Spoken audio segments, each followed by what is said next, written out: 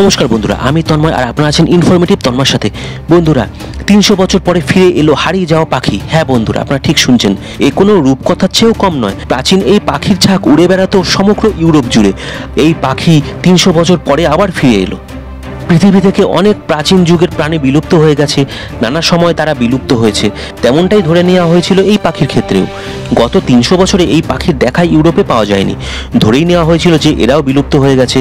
কিন্তু 1990-এর দশকে এই পাখির ফের দেখা মেলে, তবে তা ইউরোপে নয়, আফ্রিকা মহাদেশের মরক্কোতে। সেখানে অনেক খোঁজাখুঁজির পর 59 জোড়া পাখির খোঁজ পান বিশেষজ্ঞরা, এবং আর দেরি না করেই শুরু হয় এদের সংরক্ষণের কাজ, যা ক্রমে এদের সংখ্যাকেও বাড়াবে। আর সেটাই হয়, 2018 সালে এদের সংখ্যা 500-তে গিয়ে ঠেকে, যা অবশ্যই ছিল খুশির খবর। আরও বড় খবর হলো যে এরপর এরা ফিরতে শুরু করে ইউরোপে। প্রাচীন যুগের এই পাখির নাম নর্দার্ন বোল্ড আইবিস। লম্বা ঠোঁট, মাথায় কোনো পালক নেই, দেখেই বোঝা যায় যে এ পাখির মধ্যে একটা প্রাচীন পাখিদের ছোঁয়া রয়েছে। 300 বছর আগে হারিয়ে যাওয়ার পর ফের তারা ফিরেছে ইউরোপে। তাদের অতি বিরল প্রাণীর তালিকা থেকে সরিয়ে বিরল পাখির তালিকায় নিয়ে আসা হয়েছে।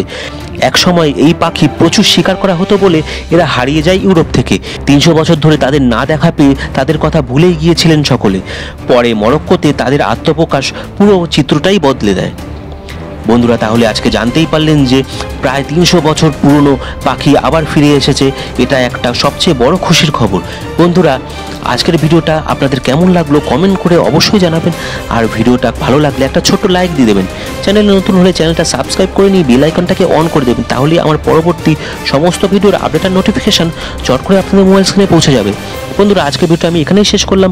পরবর্তী দিনে আরও অসংখ্য এই ধরনের ইন্টারেস্টিং ভিডিও নিয়ে আপনাদের সামনে চলে আসবো। ভালো থাকবেন, সুস্থ থাকবেন। জয় হিন্দ, জয় ভারত।